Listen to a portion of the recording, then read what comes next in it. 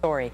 They hold a huge rally. They held it as Congress debates at the same time a resolution of disapproval rejecting the president's deal. Controversial agreement, a hot button topic on the presidential campaign trail as well, drawing some big names to the rally. We can't beat anybody. Our vets are being treated horribly. It will change. We will have so much winning if I get elected that you may get bored with winning. Believe me, I agree. You'll never get bored with winning. We never get bored. If it goes through, there will be 3 consequences. Number 1, the Obama administration will become, quite literally, the world's leading financier of radical Islamic terrorism. The second consequence of this catastrophic deal is that it abandons 4 American hostages in an Iranian hellhole. But the third consequence of this deal going through, if it does, is that it will facilitate and accelerate the nation of Iran acquiring nuclear weapons. Joining me now, Chris Plant, syndicated radio talk show host, Leslie Marshall, Fox News contributor, also syndicated radio talk show host. All right, so those were the 2 headliners, Chris. We had Cruz and Trump.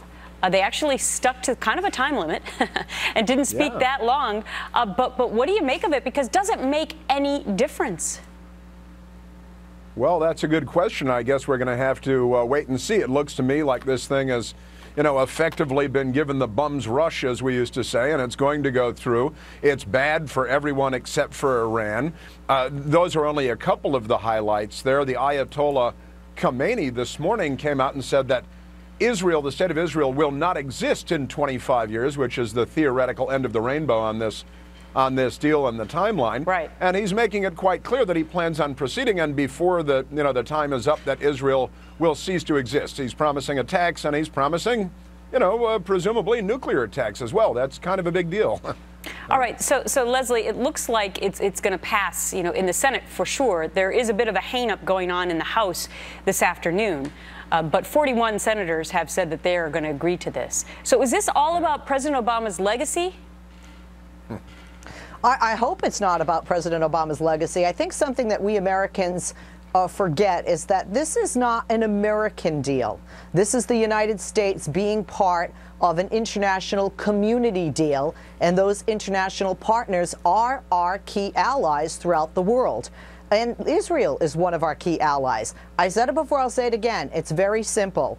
Do we want the threats, if in fact they're not just threats, to be carried out within 90 days or to delay those perhaps for a year? And by the way, that leader in Iran won't be alive in 25 years, and Israel will be standing strong. I am certain of that. Well, I'm not so sure that whoever succeeds him wouldn't have the same kind of feelings they tend to. In the meantime, I want you to listen to what else Ted Cruz had to say, because he had a very interesting analysis of these so-called side deals that Congress didn't know anything about, and it has to do with when the clock actually starts to tick on those 60 days for them to vote on it. Listen to this. To Republican leadership. Their names are Majority Leader Mitch McConnell and Speaker John Boehner.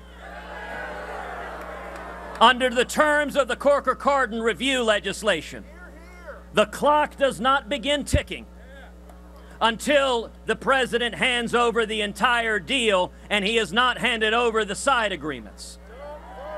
What that means is that all that has to happen is for Mitch McConnell and John Boehner to say the congressional review period has not started. Under federal law, it is illegal for Obama to lift sanctions. Chances of that happening, Chris? Probably slim. I think that Senator Cruz is correct. I think that he's right. But, we live in kind of a lawless, reckless time. The president is pushing through a treaty by calling it something other than a treaty. This congressional process is largely ceremonial and window dressing. The president is doing this by fiat, as he does so many other things. The entanglements in the House that you mentioned, I don't think are going to slow things up much. And the president and the Democrats, quite honestly, don't care. They don't care about branches of government. They don't care about approval. It is, what you asked Leslie, largely about the president's legacy and not about Middle Eastern safety, security, but it's also and about peace. members of Congress. It is, and I'm going to talk a little bit later on about what the American people actually think about this deal, but it is actually about members of Congress because, Leslie, they're going to vote it. They're going to vote it in. Before I get you to comment on that, I want to listen to another comment from Donald Trump, what he thinks about the people behind this deal. We are led by very, very stupid people. Very, very stupid people. We cannot let it continue.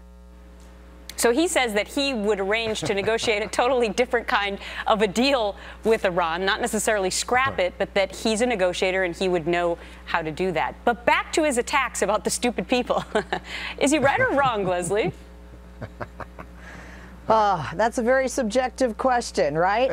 Here's my problem. Here's my problem with almost everything Donald Trump says. Okay, one, this is a guy who, he feels like he was in the military because he went to a military school. So I guess he feels like he has brokered and negotiated deals with other nations like Iran over nuclear enrichment of uranium and nuclear weapons because he's cut some real estate deals. I think that's stupid. Quite frankly, Donald Trump is making stupid remarks because if he's elected president, he's going to have to work with some of those, quote, stupid people, and he's making a lot of promises, and he's actually insulting many of our allies with what he's saying. What does he know about Iran? What does he know about foreign policy? And what does he know about nuclear weapons and such deals? This guy was there for himself today. Before President Obama was President Obama, some people asked those very same questions of him, right, Chris? Well, yeah, and well, let me start by saying, yes, we are led by stupid people. Led by dishonest people, narcissistic people. We're led by people who are not quality people.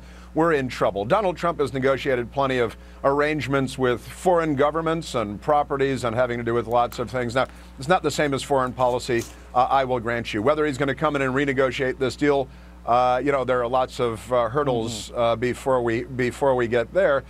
But this is look, back to the deal. This is a very, very bad deal. Donald Trump is right about that. Ted Cruz is right about that.